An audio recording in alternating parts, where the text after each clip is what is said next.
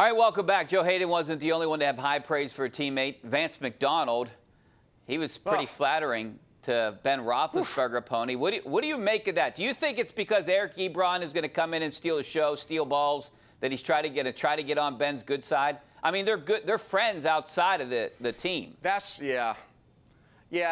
are, and they've done some charitable work together, so I have to be careful how much I kind of make fun of their relationship. But wow. I mean, it was R-rated almost, Richie. It was unbelievable. It was like it took it from romantic comedy to a whole different level with some of the things Vance McDonald said today. I get it. We're all excited for Ben, right? I mean, how could you not with the way last season went with Mason Rudolph and Duck? It was a nightmare watching those guys play. And I'm excited. You see Ben, he looks like he's in great shape.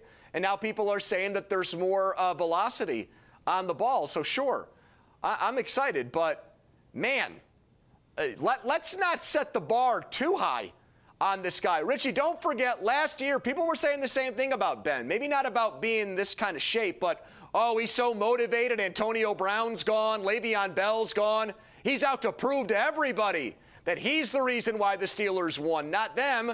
And lo and behold, he had an elbow injury the entire time that he didn't tell anybody about. So, I don't know. I have to take everything this year with a grain of salt. You know what I mean? You might not like this, but I've been hearing good things about Mason Rudolph over there. Oh, no. From who? I've been hearing good things. That's all I'm saying.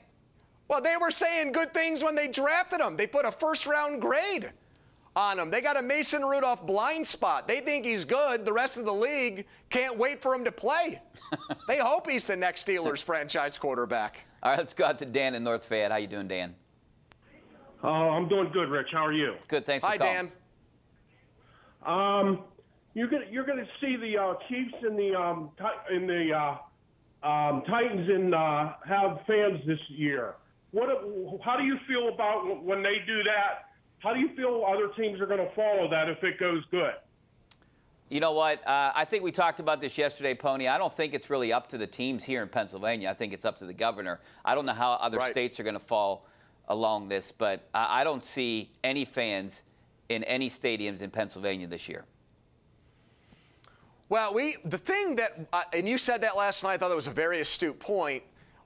I guess we have to figure out, Richie, when it's a recommendation and when it's an order from Governor Wolf.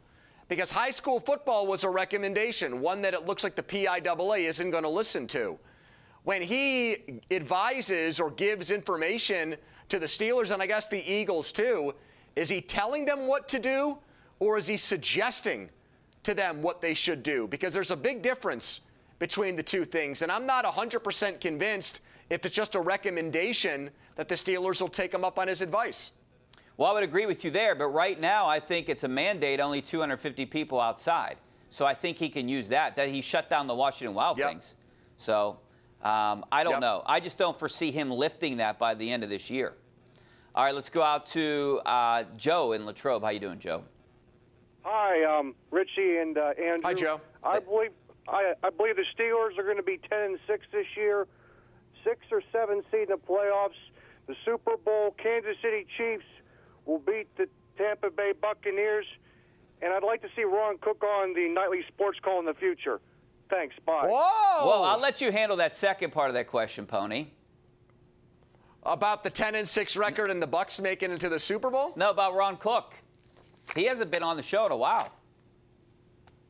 Well, people get a full dose of Ron from 10 to 2 Monday through Friday on our radio station, and I think the exclusive broadcast rights we now have for Cook in the airspace is probably better for our ratings, and now people are just hanging on every word from him. Look, 10-6, to be honest with you, I think that's about the low end of things for me, Richie. If they're a 9-7 team this year, I'm going to need to see some injuries to explain it. We're talking about major injuries, a T.J. Watt or a Minkah Fitzpatrick or a Devin Bush missing significant time. Because if they're only one win better with Ben Roethlisberger coming back and playing games in a much easier schedule, then something went wrong. And if that happens, I would recommend to the Steelers they do the same thing the Penguins did, and they start to fire some coaches over there. What is the over-under right now with wins? 9.5. 9.5. So I think it's going to be over that. 10-6 is probably right in the wheelhouse, but I would favor, like you, I'd favor 11 more than 9. All right, let's go out to Pete in Squirrel Hill. How you doing, Pete? Hey, Pete. Hey guys, how are you tonight? Good, thanks for calling. Hey, I man. called last night and everything and told you guys that Juju Smith-Schuster was a future Hall of Famer. His ceiling is an average receiver. He will never be anything better than that. I don't know what game that guy was watching. But what I'm calling about, guys, is the power game tonight. Before the game started, Greg Brown was given the starting lineups for the Indians. Delano DeShields in center field. I think he played with the Expos with Andre Dawson. How old is he? And is anybody going to tell me that the Indians do not have a guy in their system that can play center field over Delano DeShields? What happened to baseball? Thank you. Well, the Indians have a pretty It's good his kid. record, right? It's his son. Okay, well, there you Pete, go. it's not the same guy who played in the 1990s. Now, Oliver Perez, that is the same. Yeah. Oliver Perez. That's the guy the Pirates got in the Brian Giles trade, who's found a role as a lefty specialist. Those lefty specialists, Richie, they can last forever. And so he's almost 40. He's older than you. He needs to go to a nice hair salon like you Well, and get some of that gray out of his hair. My goodness. He looks older than Pomp. Zach Duke lasted forever, too. Another guy. Right. It was a couple years ago, and he was pitching. I couldn't believe it. But Perez has got gray hair. And he's got to do something about that gray hair, and I feel like you know the right people to help him out with that. Yeah, my guy Sergio. I'll send him to him next time he comes to town. Let's go out to Derek in Pittsburgh. How you doing, Derek? Hi, Ricky. Hey, how about the PIAA? Man's asking about what they was not playing football. You know what? I think the PIAA is going to play. They're going to try to do everything that they can play. I know some of the high schools are going to go virtual, Pony, but it looks like you're going to see football in some form or fashion here in the fall on the high school level. I think they're going to not defy the governor, but everything that we're hearing this week sounds like that decision on Friday is going to be to play fall sports.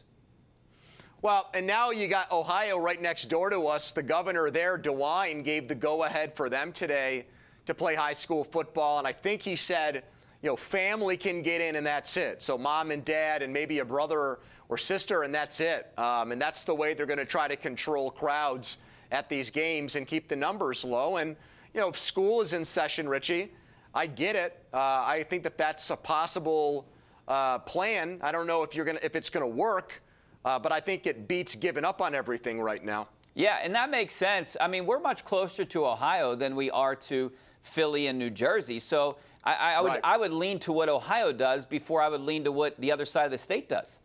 All right. Man, and I'll tell you what. Sorry, I know we got to run here, but poor Penn State. You know, the Steelers are going to play. Pitt's going to play. It looks like high school football is going to play. And there's one major program that's not as of right now. Yeah, and it's arguably the state's favorite program because they have fans all over the state. You know, if you were a Penn... Don't say it's Ron Cook's favorite program, though, Richie. That'll get you in a lot of trouble. All right. I have to ask you a question, but I got to do it after the break. Let's go to our office, our Tri-State Office Furniture tweet of the night. And, Pony, this is a good one. You know, we're all looking for the next Tiger Woods. And the next Tiger Woods might be his son, Charlie Woods. This guy's on fire. He just won a big kids event in Florida. He's 11 years old. He was 3 under on 9 holes. Just destroyed his competition. Now, how are you going to do that to Doran Dickerson today when he holed out from 130 yards with Pomp? How are you going to do that at Laurel Valley? Doran made the shot of his life. You're right. I forgot about that. Sorry, I don't Doran. think a level. He's not the next Tiger, and he's never going to have a shot like that again. We'll do that tomorrow. Pomp can do it. All right, we got to take a break. Back in a couple of minutes.